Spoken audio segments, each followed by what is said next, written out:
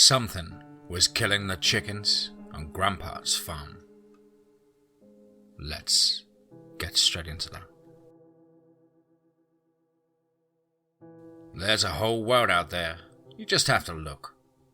My father had said my whole life, but until 5 years ago, I really didn't care.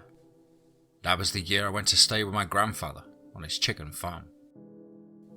Back then I was 14, and like most suburban teenagers, on a summer break, all I wanted to do was be lazy. Every day I slept till noon, and then at night I stayed up till at least 2 a.m. In between those hours, I spent my time watching movies and playing video games. In fact, those two things were really all that mattered to me. Well, at that point in time. I wasn't very popular at my school, and so I didn't have but one real friend. He was gone that summer. And going out with girls wasn't an option either. They weren't interested in me, and consequently, I wasn't interested in them. And so, like I said, movies and video games were my life, and that was just fine with me. Unfortunately, my parents didn't feel the same way.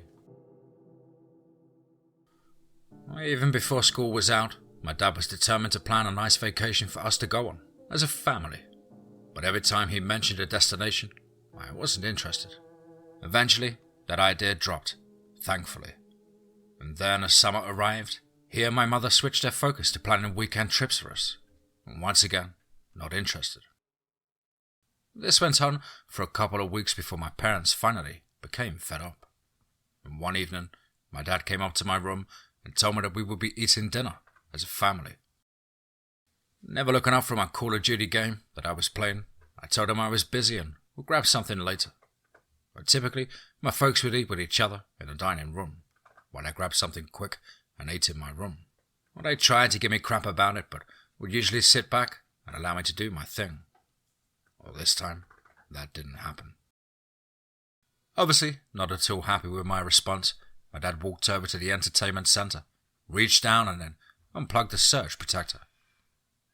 The TV, the Xbox, everything went dark. It's not a request, Zach, he said with frustration. It's an order. Now wash up and get your butt down there. And without another word, my father exited the room as I stared daggers at him. I had spent all day on that game, and with one pull of the plug, I had lost a good hour's worth of progress. This is bullshit, I said, throwing the controller on the floor. It's just another excuse to push family time on me. And I didn't give one crap about any of that. Still, thoroughly pissed, I went into the bathroom and washed up before going downstairs. Now my parents were already seated at the table when I got there. Have a seat, son, my dad said, motioning to the empty chair across from him. Your mother has already taken the liberty of fixing you a plate. Looking down at the dish sitting in front of me, I was annoyed to see it contain pot roast, potatoes, carrots, and Brussels sprouts. Who in their right mind eats this crap? I thought to myself. I think I'll pass, I said defiantly as I stood up. I just make myself a sandwich. A look of fury settled across my father's face. You will sit back down right now, young man, Dad said with an angry but calm voice. You will eat everything that is on that plate, and in the meantime, you will listen without saying a word. Do I make myself clear? Looking at my mother, I hoped to see some sort of dissension in her eyes in response to my dad's show of force. Instead, all I saw was a look of agreement. Apparently, I would find no ally there. And so, reluctantly, I did as I was told. As I ate, my parents told me about how they were tired of me wasting my time on useless things, and that I was letting life pass me by when I had a whole world out there just waiting for me. I listened to them go on and on like that for what seemed like forever, and then they dropped the bomb. Your mother and I have decided you will be spending the rest of summer helping your grandpa, John, on the farm, my dad said with finality. Grandpa John was my mother's father, and he lived a couple of hours away and had a pretty sizable chicken farm. My mum and her sister had grown up there, and they both claimed to have enjoyed their upbringing on the property. But I call BS. If it had been so great, why had they both settled in the city? Oh, there was no damn way in hell they would send me to stay there. But as I saw the seriousness on my dad's face, I had no choice but to wonder if he meant it. And my dad continued. Friday morning, you get up at a reasonable time and pack a suitcase with enough clothes and anything else you will need while away. And this doesn't include your laptop, cell phone, or anything else relating to video games, etc. You'll only pack clothing and toiletries. That's it.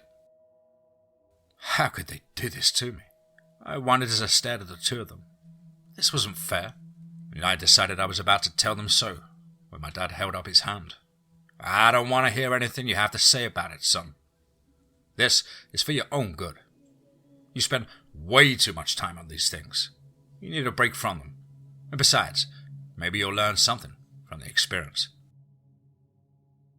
Fat chance of that happening, I thought. Will I at least get paid for this? I asked with contempt, and Dad shook his head. Your grandpa wanted to, but your mother and I told him it wasn't necessary. Wow. Not only was my summer ruined by having to go to Podunk Land, but I had to do it for free. I couldn't believe this shit. Finishing my food as fast as I could, I left the table and then returned to my room. I thought about turning on my game again, but even that had lost its appeal for the time being. Instead, I went to bed. Laying there, I thought about everything that had just happened. I was being royally screwed. How could my parents be so terrible? And I continued to stew over it when a new thought crept into my mind. They were bluffing. They were probably mad because I was uninterested in their desire for family fun. And they were now trying to scare me straight. Well, it wouldn't work. Besides, most likely when Friday rolled around, the whole thing would be forgotten anyway. In the meantime, I'd play along with their game, and then call them out when it didn't happen. My folks thought they were so devious, but I knew better. Things would be just fine, I thought as I fell asleep with a triumphant grin on my face.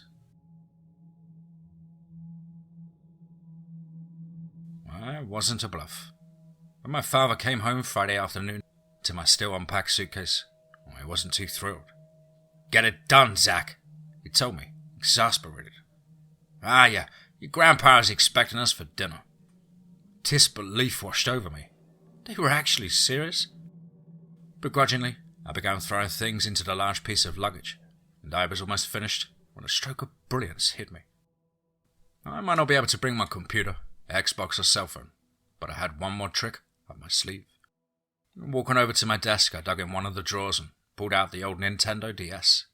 I had been a birthday present when I was younger, but had been forgotten once I received my first smartphone. Unzipping the suitcase's liner, I grabbed one of my t-shirts and rolled the DS, a case of games and the charger up in it. Then I placed the whole bundle inside before re-zipping the case's liner. Mum and Dad would never know it was there. A few minutes later, I came downstairs with my luggage, announcing that I was ready. My father eyed me skeptically. I think I better check his suitcase, he said coolly. With arrogant confidence, I picked up my luggage, laid it on the couch, and then gestured at it with my hands in that exaggerated "be my guest" motion. And frowning, my dad began his search. He found nothing in any of the outer compartments but the usual toothbrush, toothpaste, and deodorant. Then, moving on to the main section, Dad unzipped it and began removing its hastily packed contents. Once empty, he stared down at the suitcase as if disappointed by his lack of findings, and with swelling pride, I watched as Dad began repacking my things. But then he hesitated. Moving aside the things he had already replaced, my father unzipped the liner and saw the bundled up t-shirt and removed it. My heart sank as he unrolled it, and without a word, Dad looked at me and shook his head. Then, setting my game and its accessories aside, he repacked the suitcase and then told me to load it in the car. The entire trip I spent soaking in silence as my parents cheerfully talked about the scenery and how good it was going to be to see Grandpa. Trying to tune him out, I thought about the man as well. Grandpa John I had never been particularly close with. and it had been over a year since I had seen him last. We talked on the phone occasionally, but it was never for more than a couple of minutes at a time. It wasn't that I didn't like the man or anything. I just didn't have a connection with him. But to be honest, I guess I felt like he was way too old-fashioned for my blood. But the worst thing about the old man was his insistence on calling me by my full name, Zachary. I hated that with a passion. After what felt like the longest 2 hours ever, we pulled into Grandpa's driveway to find him sitting in an old rocking chair on the front porch. And standing, he watched us park and then came to greet us as we got out of the car. "There's my little girl," Grandpa said happily as he folded his sun-marked arms around my mother. "How you doing, Elizabeth?" "Pretty good, Daddy," she replied, beaming. "How have you been?" "I'm making it, I guess, sweetheart," Grandpa said as he released Mum. "Daniel," he said then, looking at my dad and then extending his hand. "How's life been treating you?"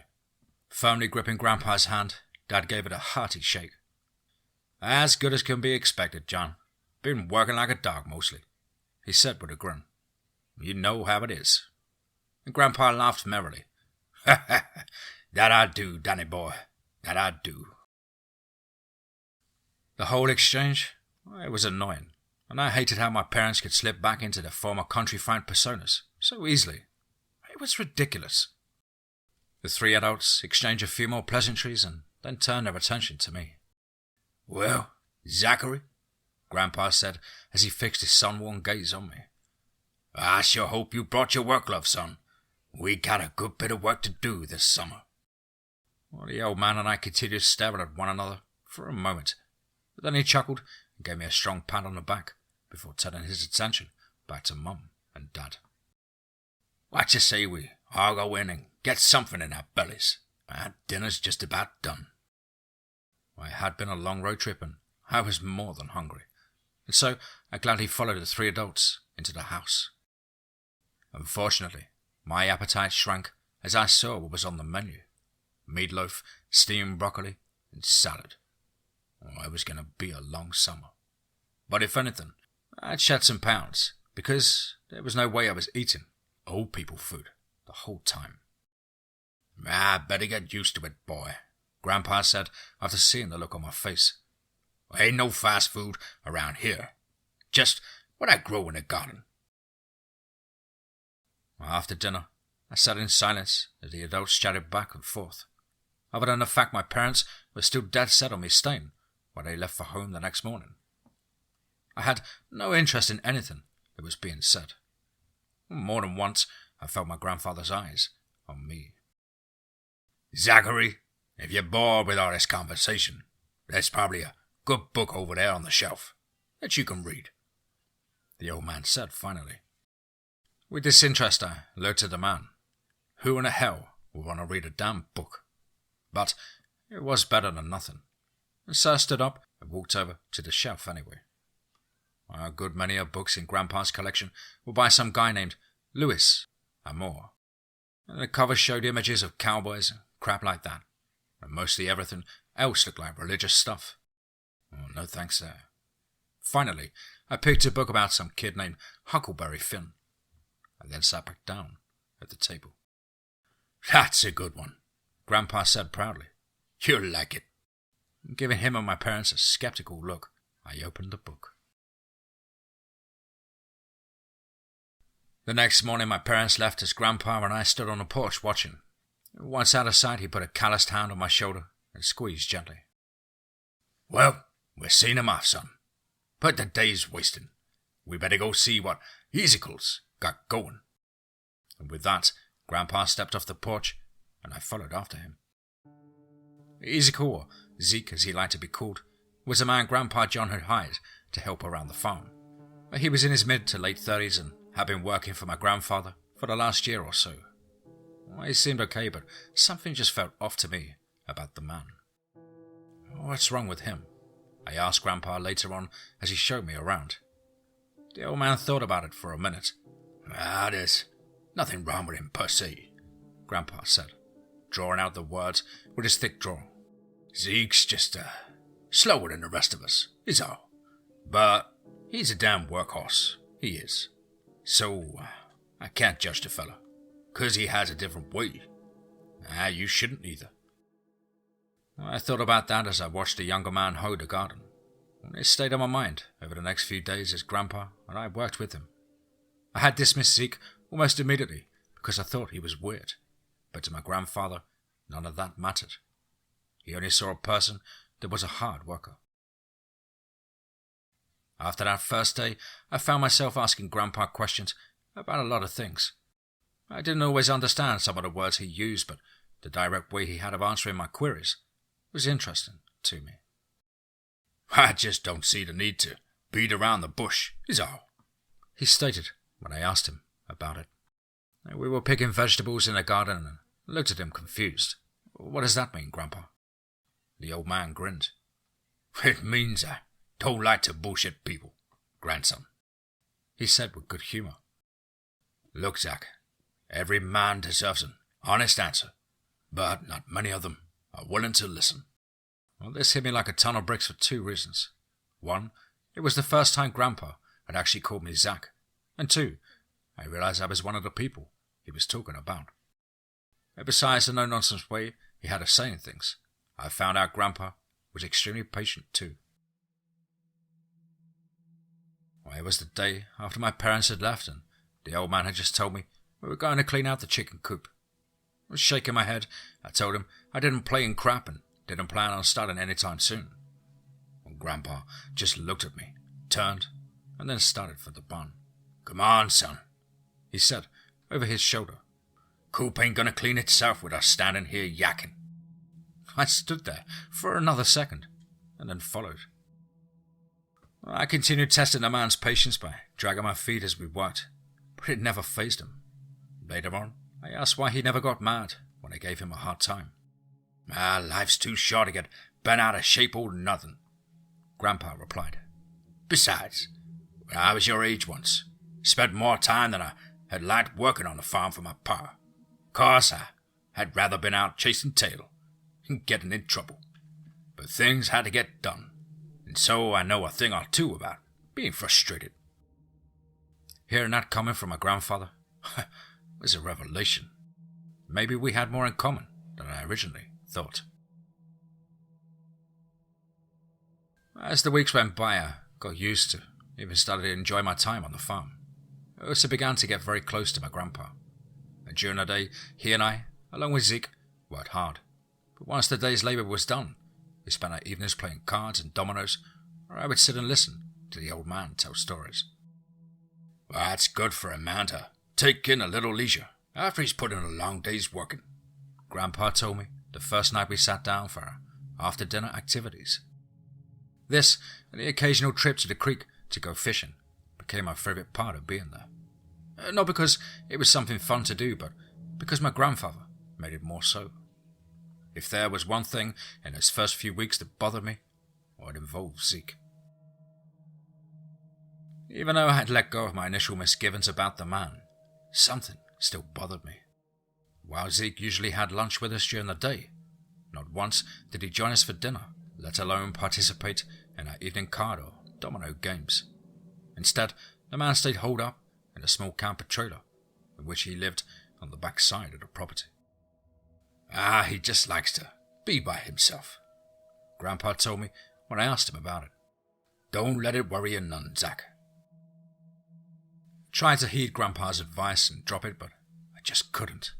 Thankfully, a distraction presented itself soon enough. Unfortunately, it was at the expense of Grandpa's flock.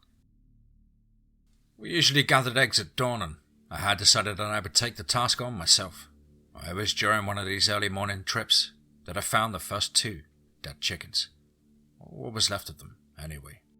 As I opened the door to the laying room that morning, I was met with 2 slimy piles of goop.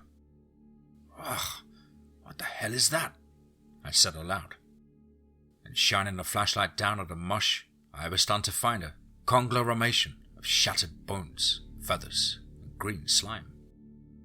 As I continued to look down at the sludge that was formerly a chicken, I felt my stomach churn and felt the urge to vomit. I made it just outside the barn before it came up and Once I had regained my composure, I ran to the house to get Grandpa. Beats any damn thing I ever saw, the old man said a few minutes later as he inspected the remains himself. We better take a count and see if there's any more birds missing. Well, in total, 3 birds had been killed. The remains of 2 I found in a laying room, but the other, we never located it. The whole thing baffled both Grandpa and me, but it was only just the beginning. Over the next 2 weeks, it became a regular occurrence to find that anywhere from 1 to 3 chickens had succumbed to the same fate, and eventually the growing loss of birds began to take its toll on my grandfather. He became withdrawn, his former patience all but disappeared. More than once he became short with me over the smallest of things, but I couldn't blame the man. The chickens were his livelihood, and with each passing day, that livelihood was being dealt a massive blow. Something had to be done about it for my grandpa's sake, and soon enough I came up with a plan. One night later that week, I waited for Grandpa to go to bed. When I was satisfied he was asleep, I grabbed a flashlight and headed out to the barn. The building's hayloft had been modified so that my grandfather could go up and look down on the flock from above, but tonight it would serve as a good vantage point. I wished to spy on any would-be intruders. Entering the barn and then climbing the ladder, I lay down prone on the dusty loft floor. The entire laying room was visible from where I was positioned, and nothing should be able to see me from the ground. I just had to be quiet and wait. A couple of hours passed. I was just about to give up my vigil when I heard the barn door open. Momentarily, Zeke entered the room, carrying an old lantern. At first, I wondered what he was doing there, but then I realized he was probably just checking on things. Or so I thought. I watched the man look around the room, and then he began walking up and down the rows of nesting boxes. After a bit, Zeke set his lantern on the floor and reached into one of the boxes and then brought out one of the large red birds. The sudden interruption of its slumber caused the chicken to panic, and the bird began to cluck frantically while flapping its wings. The other birds began to stir nervously, but before they could get too worked up, Zeke reached up and snapped the captured chicken's neck. The dying bird beat its wings a few more times and then became still. From my hiding place, I watched with shock as the farmhand took the dead bird by the feet and then held it above his head while staring up at it. And with several sickening pops, Zeke's bottom jaw began to unhinge itself, while the rest of his mouth stretched out into a gaping maw. Once fully extended, I noticed row upon row of sharp, quill-like teeth circling a cavernous hole that was formerly Zeke's mouth. And with horror, I watched as the man began lowering the chicken into the horrible orifice. And as the bird slowly disappeared down his gullet, Zeke's throat and chest bulged out grotesquely. And as the bird continued its descent, the muffled sound of flesh and bone being torn from one another emanated from deep inside the hired hand. By this point, everything in me screamed, "Run!" But the thought of what that hideous mouth might do to a human kept me paralyzed a little longer. And the chicken had now reached Zeke's stomach, and the man's torso convulsed violently as it digested the bird. And shortly, the man's spasms stopped, and with his gruesome mouth still wide open, the farmhand vomited up the undigested remains. Unable to turn away, my own gorge began to rise, and I fought hard not to puke. In the meantime, Zeke had moved on to another nesting box. There was no way I wanted to stick around for the second course, so deciding to take advantage of Zeke's momentary distraction, I started my getaway. Unfortunately, in my rush, I kicked over the flashlight. Terror filled every ounce of my being as I watched it roll over the edge and then fall to the floor below. The crash of it stopped Zeke as he was searching for another bird. He looked momentarily down at the busted flashlight, and then up towards where I hid. He searched the darkness of the loft with wide, non-human eyes, and I froze. hoping like hell he couldn't see me.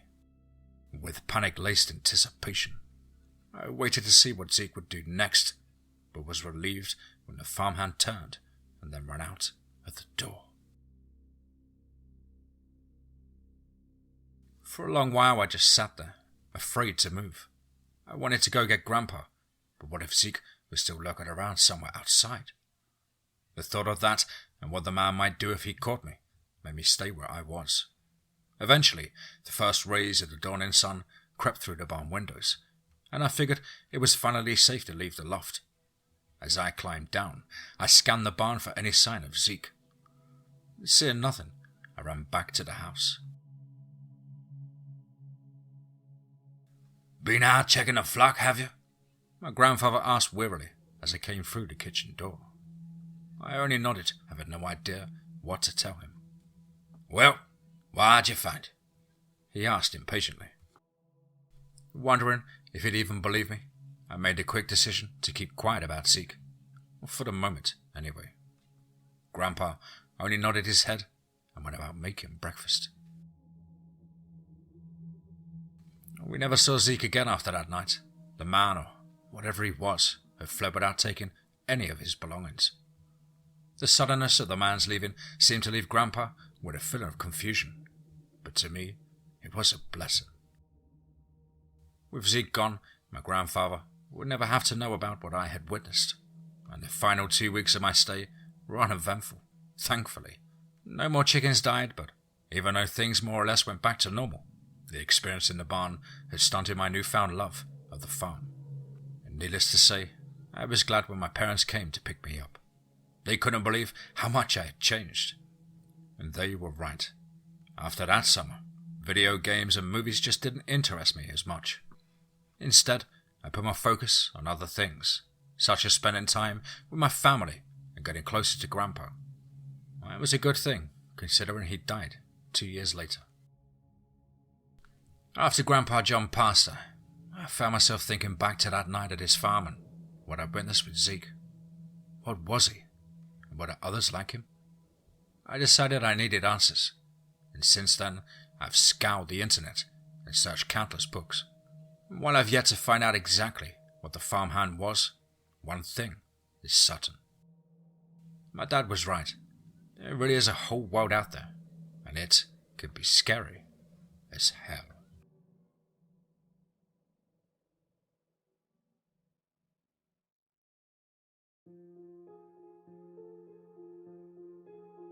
Wow, wow, wow, wow. Certainly another one. Wow. What a fantastic concept and absolutely spine-tingling for an incredible mind of strangeness afoot. Over on Reddit No Sleep. Big thank you, Strangeness, for allowing me to work with you again. I really do enjoy your style of writing, and always find it quite refreshing with how you spin the yarn. Of course, as ever though, I hope you enjoyed my rendition, and look forward to more of your work in the future. Well, guys and girls, wow indeed.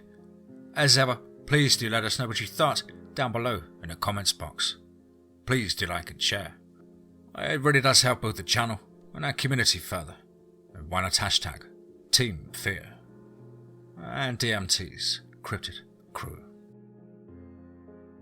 If you're an aspiring writer or would just like to have a crack at things like myself, then please do get in touch with me at the brand new contact email, which is, as on screen, contactthedeadone@gmail.com.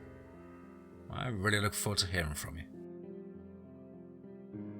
I hope you're all having a fantastic summer, getting active again as we get back into regular life, or maybe making that camping trip you've been thinking about, and getting yourself lost in nature. Whatever it is that you're doing, I hope you're happy and well. But above all, guys, remember, be safe, not sorry.